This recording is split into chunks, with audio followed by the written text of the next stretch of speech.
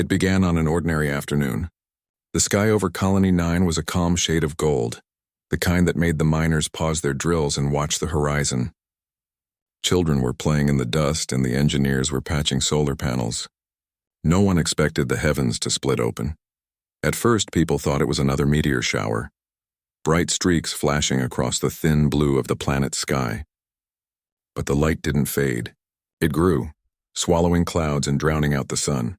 Every scanner on the colony began to scream. Radiation levels spiked, temperature sensors failed, and the ground trembled as if something enormous was forcing its way through space itself.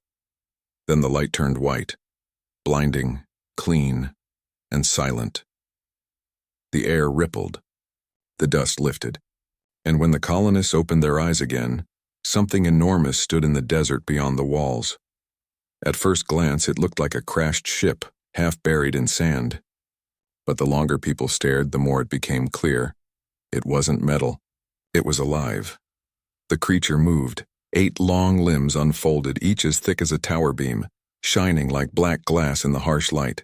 Its body shimmered, reflecting both sky and sand. And then it raised itself to its full height, taller than the colony walls, taller than any building they had built since landing on the planet. No one fired. No one ran. Every person in the colony simply froze.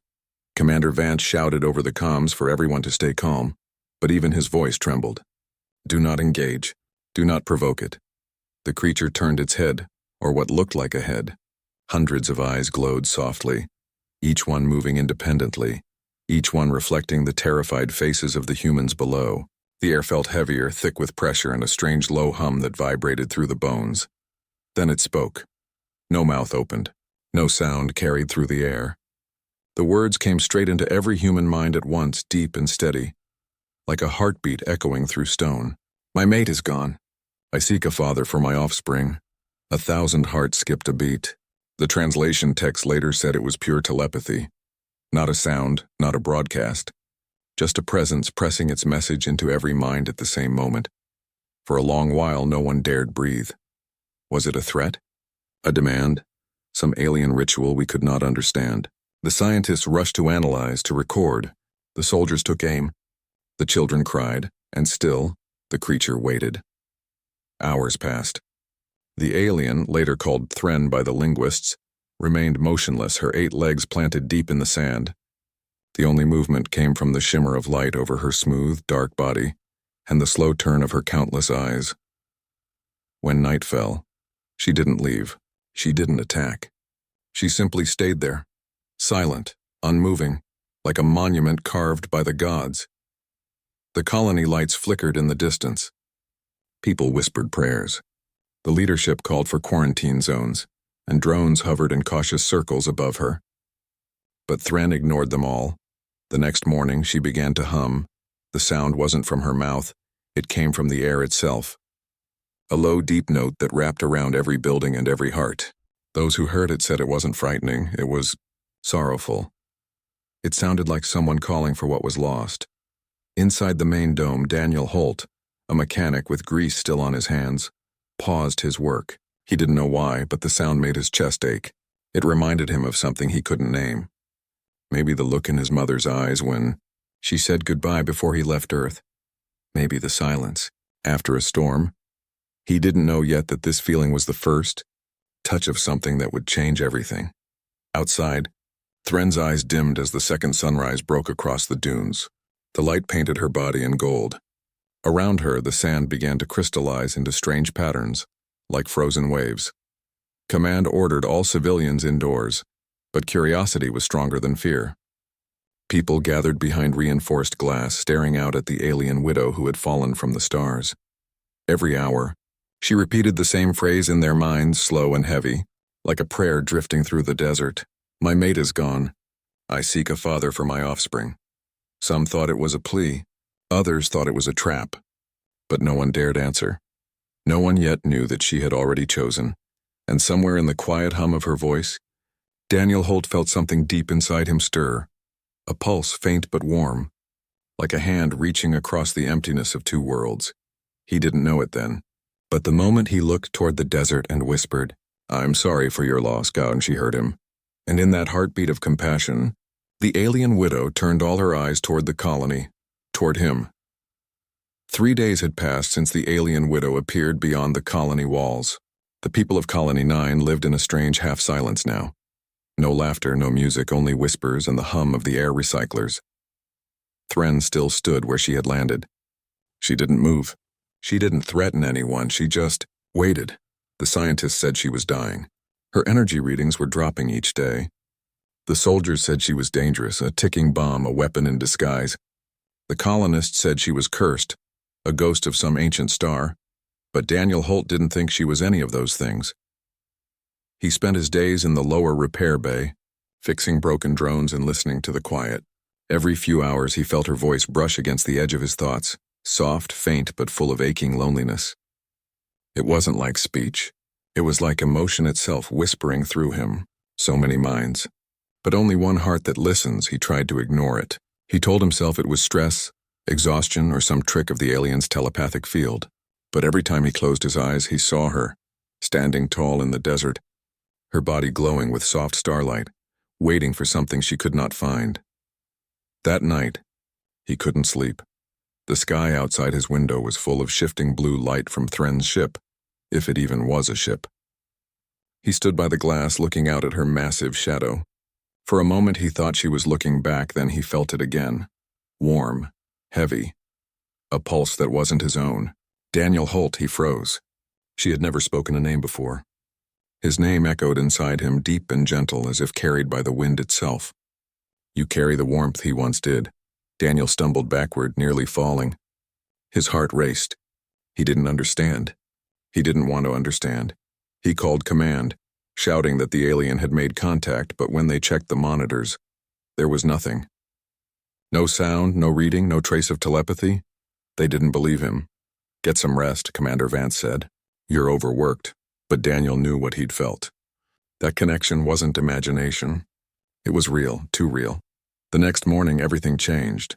When the first sun rose, the alien began to move. Slowly, gracefully, her massive legs lifted, shifting her body closer to the colony dome. Alarms blared. Soldiers ran to their posts. Artillery turrets powered up with a sharp metallic whine. But Thren didn't attack. She stopped just short of the defense barrier, lowering her head until it almost touched the energy shield. Then once again her voice filled every human mind. One among you carries the warmth I seek. He will come. Panic spread like fire. People shouted. Children cried. Everyone looked at one another. Who was she talking about? Daniel's chest tightened. He already knew. He tried to stay hidden in the repair bay, but the feeling in his mind grew stronger, like a heartbeat calling to him. The world around him felt blurry, distant. His body moved without thought. One step after another, up the corridor, through the lock and toward the surface gate. Guards shouted, trying to stop him, but the air around him shimmered.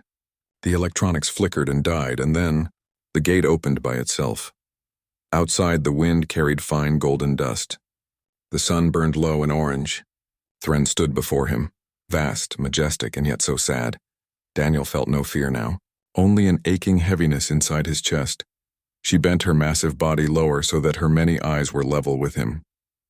Each eye glowed like a star, and in them, Daniel saw things.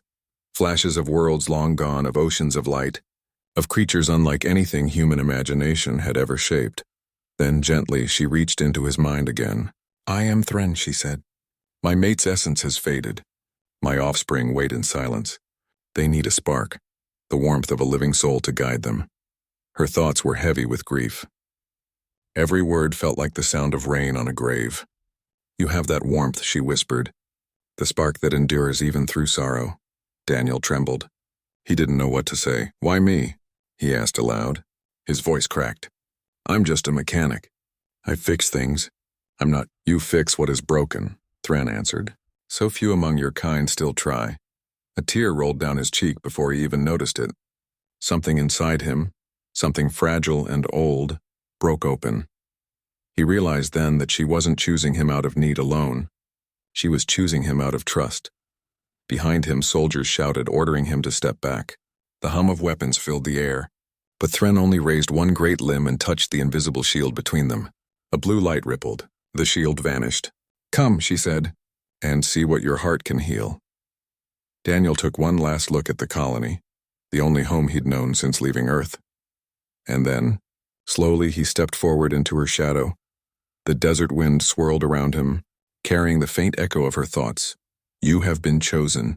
And as the barrier of light closed behind him, the people inside the colony stared in silence, wondering if they had just watched a man walk toward his death, or toward something far greater. The desert was silent except for the soft hum of the alien's presence. Daniel stood before Thren, the giant widow who had crossed half a galaxy searching for something she had lost. The air shimmered around her like heat rising from stone. Each of her 8 long legs moved with the slow grace of something ancient and wise. Daniel's heart pounded, but his fear had softened into something else. Curiosity, sorrow, wonder. Thren lowered her body closer to him, her eyes glowing in the fading sunlight. Each eye reflected a different memory. A battlefield of stars, a shattered world, and the faint echo of a male voice fading into nothing. He felt those images not with his eyes, but inside his mind. Do not fear, her voice whispered softly. I mean no harm, Daniel Holt. Her voice wasn't sound. It was warmth and a feeling like being wrapped in light. You carry sorrow, she said, and love that endures through loss. That is the warmth I need. Daniel didn't know how to answer. His throat felt dry. The wind lifted the dust around them, swirling in circles. He took a shaky breath. You said your mate is gone. What happened to him? Thren's many eyes dimmed at once like stars covered by clouds. For a long moment she didn't reply. Then slowly she shared her memories. The world around Daniel blurred. He wasn't standing in the desert anymore. He was inside her memory. He saw a sky full of light, twin suns blazing over oceans that glowed like crystal.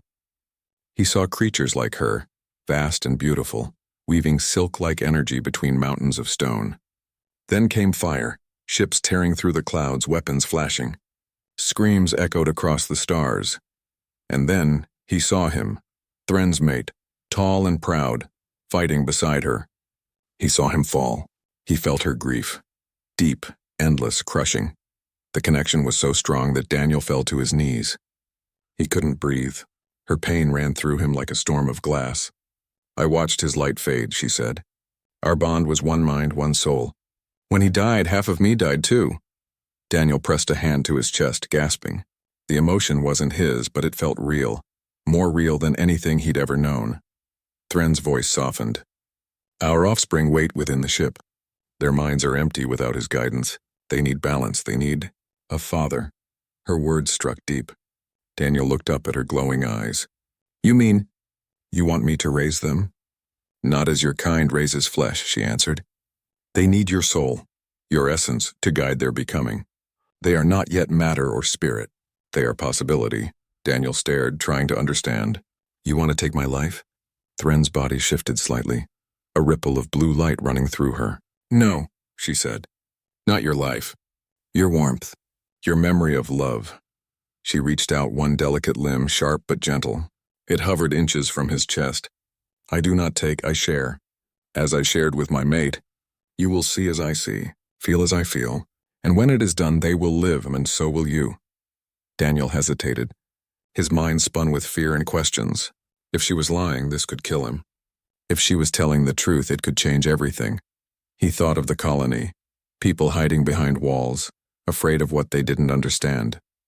He thought of Earth, long gone behind him, and how small humanity seemed compared to the vast, sorrowful beauty of the universe, and he thought of Thren, alone, grieving yet still trying to give life. He swallowed hard and nodded. Show me, he said. A gentle wave of energy surrounded him. His body lifted slightly off the ground. He felt no pain, only warmth, endless, soft, and bright. His memories played before him like flickering film reels. His childhood home, his mother's laughter, the ocean he'd seen only once, the face of a friend long lost. Thren's mind touched each one gently, almost reverently. So fragile, she whispered. So precious. He saw her memories too. Her world's sunrise, her people singing through light, her mate's final smile. For a moment, 2 lives became one. Then the light faded and Daniel fell gently back to the sand. He looked up at Thren, breathing hard, his eyes wet with tears. I understand now, he whispered. You don't want to take life. You want to save it. Thren bowed her head, the ground trembling beneath her. Yes, she said softly. And you will help me. Daniel sat in silence, staring at her vast form against the stars. Something inside him had changed. A quiet flame had been lit where once there was only emptiness. He didn't know what would happen next. But for the first time in years, he felt a purpose that reached beyond himself. In the distance, the lights of the colony flickered faintly. The humans inside would never understand what had just begun, and as the wind whispered across the desert, Daniel looked up at Thren and said, almost to himself, "All right, let's save them." The night air was cold and still. The sky stretched wide and black above the desert, filled with strange stars that looked close enough to touch. Daniel stood before Thren's ship, a towering shape half buried in sand and light. It was not made of metal. It pulsed like a living heart, soft blue veins running across its surface, moving with a slow rhythm, as if the ship itself was breathing. "This is where my offspring sleep," Thren said. Her voice filled his mind like the calm tone of the sea. "They wait for balance, for the warmth of a living mind." Daniel looked at the glowing entrance that had opened before him. The air inside shimmered like liquid glass. He could feel heat and something else, emotion old and heavy like the air of a forgotten temple. "Will it hurt?" he asked quietly. Thren's many eyes blinked slowly. "Pain is only fear that refuses to fade.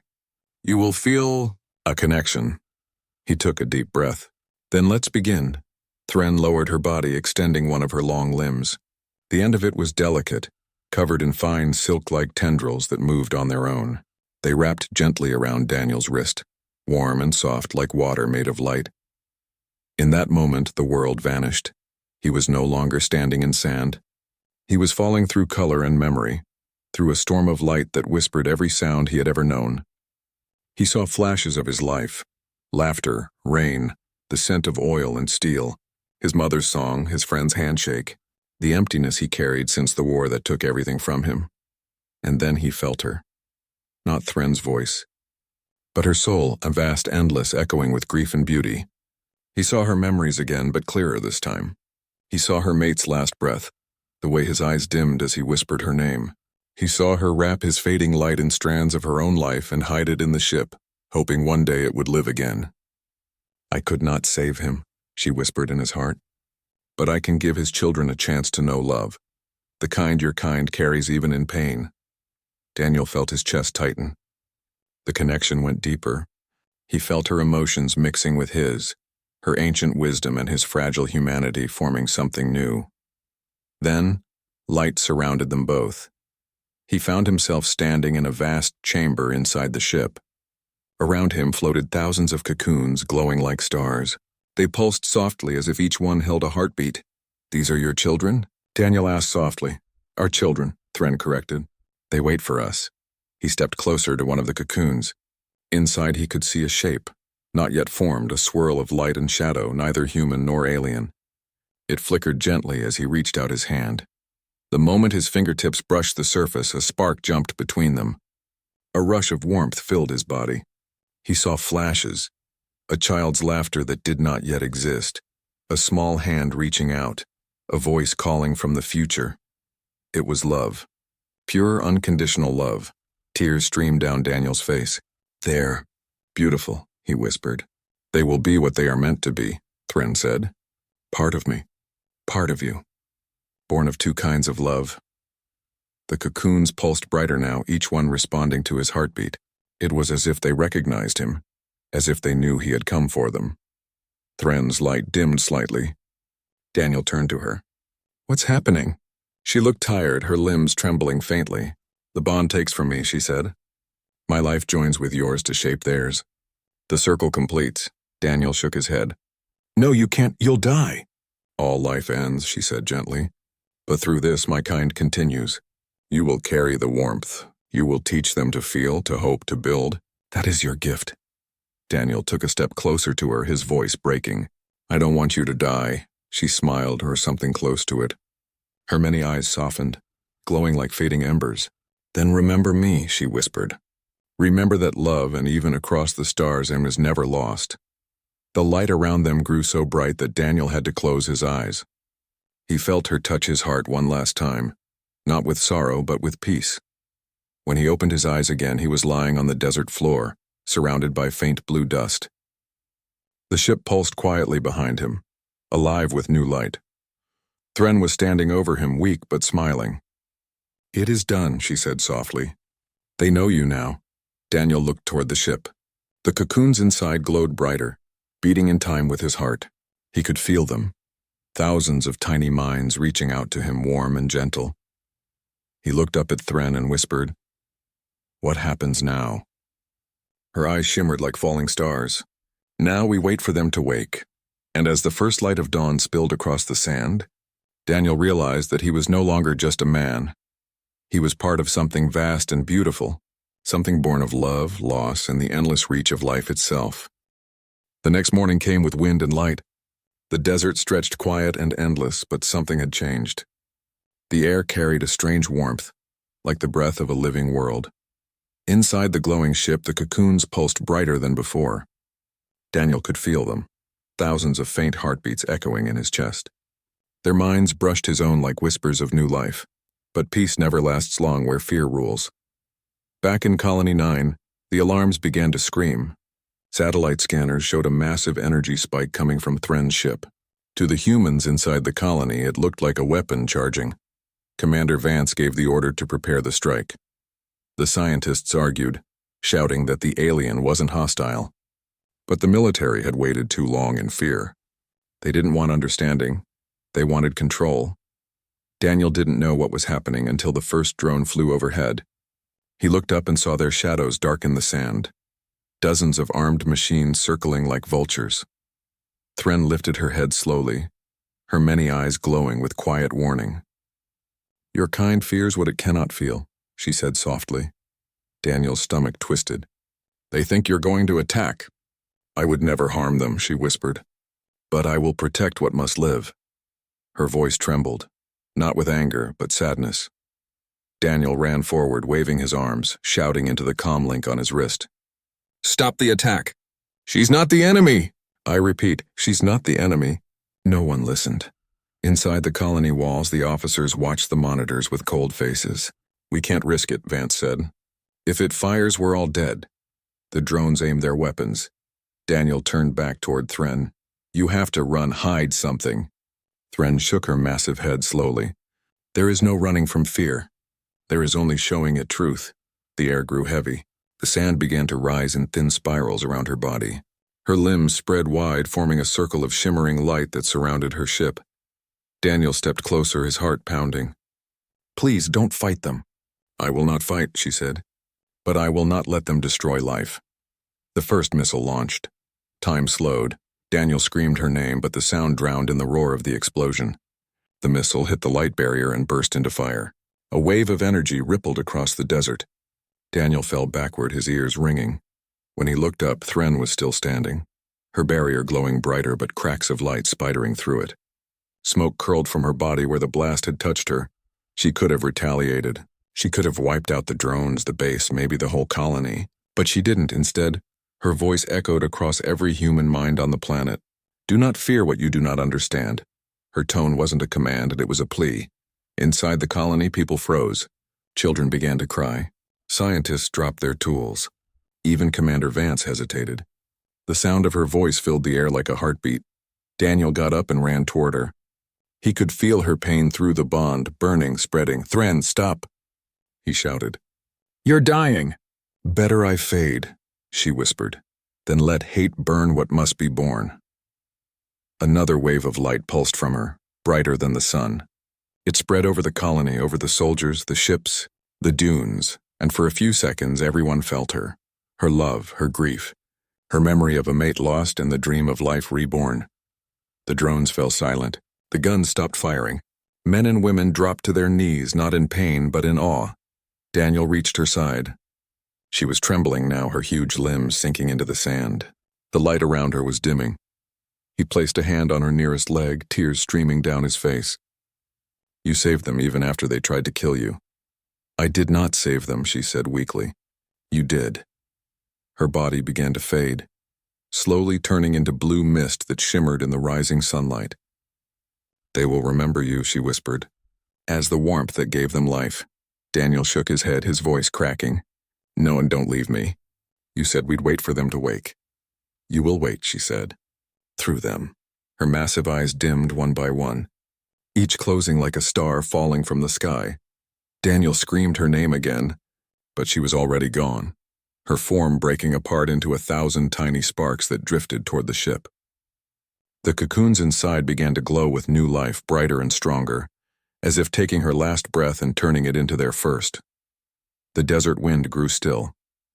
The drones withdrew, and the world fell silent. Daniel dropped to his knees, staring at the place where she had been. The ground where she stood still shimmered faintly with light. Warm, soft, and full of peace, he pressed his hand to the sand and whispered, I'll take care of them, Thran, I promise. Above him, the ship pulsed once and like a single heartbeat, and then grew quiet. The alien widow was gone, but her love and her children were still alive. The desert was silent after the storm. The air was filled with the soft shimmer of dust, glowing faintly in the light of the twin suns. Where Thran had stood, there was now only a circle of glass-like sand, smooth and still, as if the earth itself remembered her weight. Daniel knelt there for a long time. His hands were pressed against the ground, trembling.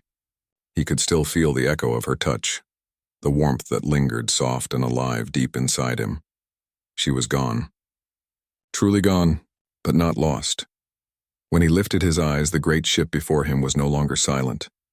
Its surface glowed with gentle light like breath moving through lungs. The hum that came from it was softer now, not a call for help but a lullaby. Daniel stood slowly, his knees weak. His mind was a storm of feelings and grief, wonder, and something new. A strange peace. As he stepped closer to the ship, he heard them. Faint whispers, soft, gentle, curious. The cocoons, they were pulsing in rhythm with his heartbeat. Inside each one, the light moved faster now, taking shape. He could see forms shifting, small, fragile, uncertain. Not human, not alien. Something in between. Daniel pressed his palm against the glowing surface of the ship. It was warm beneath his skin. And then, one voice rose above the rest, clear and pure, like the first note of a song. Father, he froze. The word echoed inside him, not in his ears but in his soul. It was Thren's voice, yet not quite hers. Younger, softer, filled with new life. Tears filled his eyes. He whispered, Yes, I'm here. The light inside the ship grew brighter. The cocoons began to open one by one, their shells dissolving into mist. Shapes floated upward, small beings made of light and matter, with delicate limbs and glowing eyes. They moved like children learning to walk, curious and unafraid. They surrounded him, their voices blending together into a gentle chorus. Where is Mother? One asked. Where is the one who sang to us? Another whispered. Daniel swallowed hard. His heart ached. He wanted to tell them she was gone, that she had given everything for them, but the words stuck in his throat. He knelt among them, his hands trembling as he reached out. She's part of you now, he said softly. She's in the light that made you. In every breath you take. The small beings tilted their heads, their eyes glowing brighter. Then one by one they reached out and touched his hands. Their touch was warm, warm like sunlight. Then you are both, one said simply. You are mother and father. Daniel's throat tightened. He nodded, unable to speak. They stayed there for a long time, the mechanic from Earth and the children of two worlds, bathed in the soft light of their mother's sacrifice. As the suns began to rise higher, the ship changed. The glowing veins along its hull stretched outward into the sand, turning it to glass and crystal. The desert bloomed with strange flowers of light. The world itself was waking up. The colony, miles away, watched in awe through their cameras. No one dared to fire again. Even Commander Vance, who once called the alien a threat, stood silent before the screens. What they saw wasn't destruction. It was creation. A new beginning. Later that night, Daniel sat outside the ship, looking up at the stars. The children, if that was the right word, rested nearby, sleeping in clusters of soft blue light. Their presence filled him with peace, but also with a quiet sadness. He whispered into the cool air, You did it, Thran. They're alive. A breeze moved across the sand, warm and gentle. The crystals shimmered faintly in the wind, and for a moment he thought he heard her voice again. Not from the sky, but from within his heart. "They live because of you, Daniel Holt. You kept your warmth." He closed his eyes and smiled through his tears. "You kept yours too," he whispered back. He knew now that he wasn't alone. Every breath of wind, every pulse of light from the ship. It was her, still watching, still loving. And as the night deepened, one of the children stirred and crawled closer to him. Its small glowing hand rested on his arm. "Will you stay with us?" it asked. Daniel looked at the stars and nodded. "For as long as you need me." The child smiled, a strange, beautiful thing, and whispered, "Then we are not alone anymore." The words wrapped around his heart like a promise. Daniel looked at the horizon, where the first hints of dawn painted the world in gold. He felt a new warmth spread through his chest, not from the sun, but from within. The widow's gift had not only given birth to her children, it had given birth to something inside him too, hope. And as the light grew stronger, Daniel whispered to the wind, "I'll protect them. I promise." The desert answered with a soft hum, the same sound that had once come from Thren's voice. And in that sound, Daniel knew she had heard him. Years passed on the silent desert world. The storms grew softer, the sky brighter, and where the alien ship had once stood alone, there now stood a city of light, built from crystal, glass, and living stone.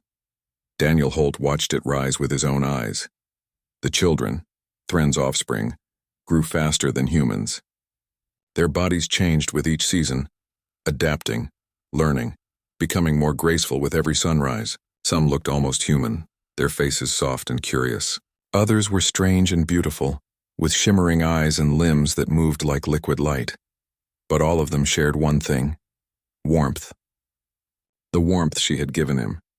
The warmth he had passed to them. They called him the Warm One. Every morning, Daniel would walk through their glowing city, listening to the soft music that came from the walls, songs made of wind and memory. The children greeted him as he passed. They spoke with minds and hearts both, their voices filled with love. "Father," they would say, "the light grows." And he would smile, "Keep it growing." Though the colony far away still feared what they did not understand, they did not attack again. Time had softened them. They sent small drones now, not armed, but watching quietly. Sometimes Daniel sent messages back. He told them there was no danger here, only peace. Some listened. Most didn't. But it didn't matter anymore. The world had changed, and so had he. Daniel wasn't the same man who had once repaired broken machines in the colony's lower bay. He had seen the universe through alien eyes. He had touched grief older than humanity itself. And he had learned that life, and in any form, carried the same fragile spark. At night he would sit beneath the twin moons looking up at the stars. The children would gather around him, listening to his stories about Earth, oceans that never ended, rain that smelled like dust, trees taller than ships, and cities filled with people who dreamed of touching the stars. "Do they still dream?" one of the young ones asked once. Daniel looked at the sky and smiled sadly. "They do. They just forget what it means sometimes." The child tilted its glowing head. "Then we will remind them." His chest tightened at those words. "Maybe one day you will." Sometimes when the wind was quiet, he still heard her. Thren. Her voice drifted through the hum of the ship, soft and loving. "They live, Daniel Holt. And through them, so do you." He would close his eyes and whisper back, "And through me, so do you." It was true. The children carried her memories. They remembered her songs, her lessons, her endless patience. But they also carried his laughter, compassion, curiosity, the human hunger to build, to hope, to forgive. Together, those two halves made something entirely new, a bridge between species, a future born from love and loss. One evening, as the sun set and painted the sky in gold, one of the oldest children, a tall, radiant being with eyes like polished amber, and came to him. "Father," it said softly. "The ship speaks. It says it is time." Daniel frowned. "Time for what?" The being smiled gently. "For you to rest." He felt a strange calm wash over him. The warmth in his chest, the bond he had carried all these years, pulsed brighter for a moment. He knew what it meant. He looked toward the glowing ship, still half buried in crystal. It pulsed softly, waiting. He nodded slowly. "All right," he whispered. "I'm ready." The children followed him in silence. As he stepped into the light of the ship, the air around him shimmered with energy. He felt no pain, no fear, only peace. Inside, the walls glowed with the same soft blue light he remembered from the day he met Thren. He felt her presence again, warm, endless, welcoming. "You kept your promise," her voice whispered gently. "You gave them life." Daniel smiled through his tears. "I only followed your warmth." The light surrounded him, wrapping him like a gentle wave. His body felt lighter, his thoughts clearer. "Then rest, warm one," she said. "Your love will guide them now." The ship pulsed once, bright and soft, and then fell still. Outside, the children waited. The sun rose higher, and the crystals around them sang with wind. They felt his warmth flow through them, joining with their own. They didn't cry. They didn't mourn. They simply lifted their glowing hands toward the sky and whispered the words he had once spoken to their mother. Love gave life to stars. And far above, among the distant constellations, something shimmered, a faint light brighter than the rest, like a soul finally finding its way home. Years later, the story of the warm one spread beyond the desert, beyond the colony, beyond the stars. Some called him a myth, others a miracle, but those who saw the shining city knew the truth. A human and an alien widow had once shared their hearts, and in doing so, they had created not just life, but a legacy, a reminder that love, no matter its shape, never truly dies. And in the soft hum of the wind where crystal met sand, you could still hear it, a whisper across the ages. They live. Thren, your children live, and somewhere, in the quiet beyond the stars, she answered, so does love.